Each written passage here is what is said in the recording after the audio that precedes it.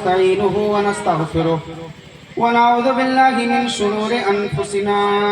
ومن سيئات أعمالنا من يهده الله فلا مضل له ومن يضلل فلا هادي له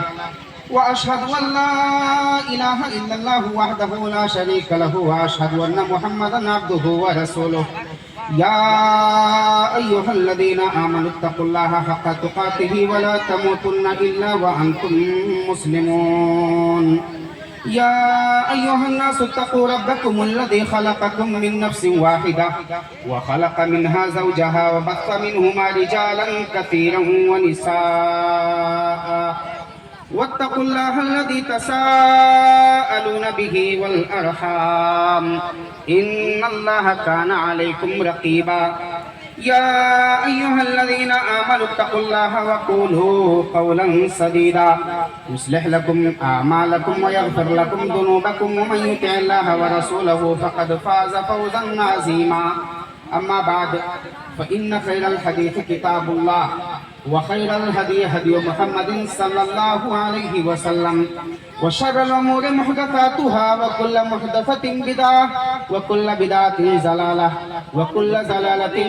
في النار فأعوذ بالله من الشيطان الرجيم بسم الله الرحمن الرحيم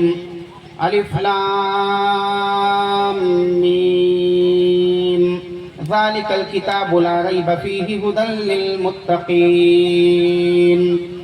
وقال النبي صلى الله عليه وسلم إن الله يرفع بهذا الكتاب أقواما ويدع به آخرين اے میں کشو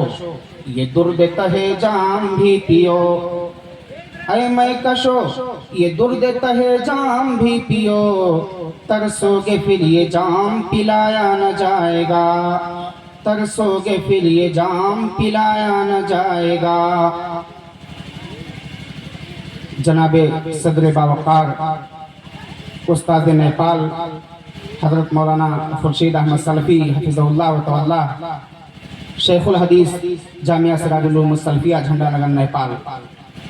اسٹیج پر جلوہ افروز جماعت کے موقر اور مستند افاضل علماء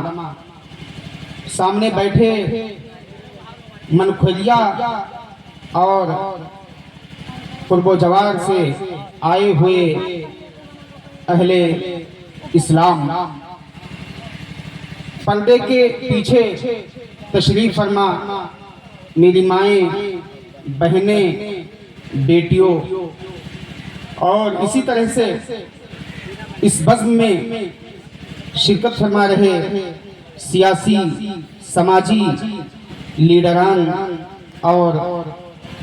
ملک کے اہلکار حضرات،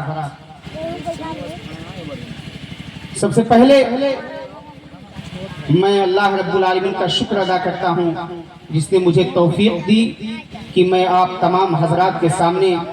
قرآن و سنت کی کچھ باتیں عرض کرنے کی غرض سے حاضر ہوا۔ بعدہ میں مبارکباد دیتا ہوں منکھلیہ کے اہل دل اہل خیر حضرات کو جنہوں نے اس منکھلیہ کے اندر کتاب و سنت کی باتوں کو عام کرنے کے لیے اصلاح معاشرہ کانفرنس کا انعقاد کیا۔ سامعین کرام، ہم اور آپ مسلمان ہیں اور ایک مسلمان کے لیے ضروری ہے کہ وہ اللہ رب العالمین پر کامل ایمان رکھے۔ الایمان ان تؤمن باللہ وملائکتہ وکتبہ ورسلہ والیوم الآخر وبالقدر خیرہ وشرہ۔ ایمان مرد مومن کو اللہ کے رسولوں پر بھی رکھنی ہے، اللہ کی کتابوں پر بھی رکھنی ہے، اللہ کے فرشتوں پر بھی رکھنی ہے، اور ایسے ہی جنت و جہنم سمیت ہماری جو تقدیر ہے اس پر بھی ایمان رکھنا۔ تب ہم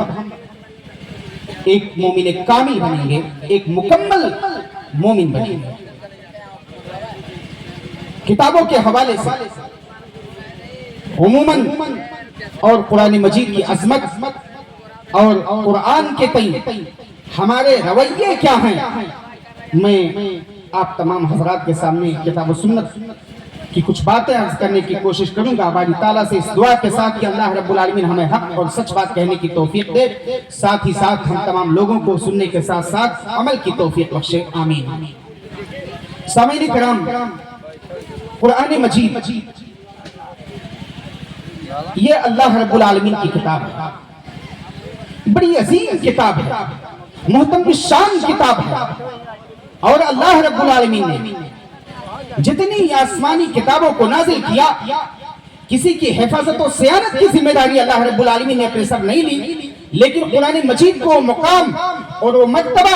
اور وہ عظمت حاصل ہے کہ اللہ رب العالمین نے اعلان فرمایا اِنَّا نَحْنُ نَزَّلْنَا الذِّكْرَ وَإِنَّا لَهُ لَحَافِظُونَ، کہ ہم قرآن کو نازل کرنے والے ہیں اور ہم ہی قرآن کے محافظ ہیں، حفاظت بھی کریں گے، صیانت کی بھی ذمہ داری اللہ رب العالمین نے اپنے سر لے لی ہے۔ یہ قرآن کا عظیم مقام ہے۔ اللہ رب العالمین نے قرآن مجید کے تعلق سے بڑی ساری باتوں کو قرآن مجید کے اندر نقل کیا، بیان کیا۔ یہ قرآن جس کی عظمت کے ہم قائل ہیں، اغیار اس قرآن سے اپنے دلوں کو منور نہیں کرتے بلکہ اس قرآن سے جلتے ہیں، اس قرآن سے مذاق کرتے ہیں، اس قرآن سے کھلواڑ کرتے ہیں، اور طرح طرح کے بیجا اعتراضات ماضی میں ہوئے۔ جب قرآن کریم کا نزول ہو رہا تھا، نبی اکرم صلی اللہ علیہ وسلم قرآن کے معنی اور مفاہیم کو صحابہ کرام رضی اللہ تعالیٰ عنہم کے سامنے پیش فرما رہے تھے، تب بھی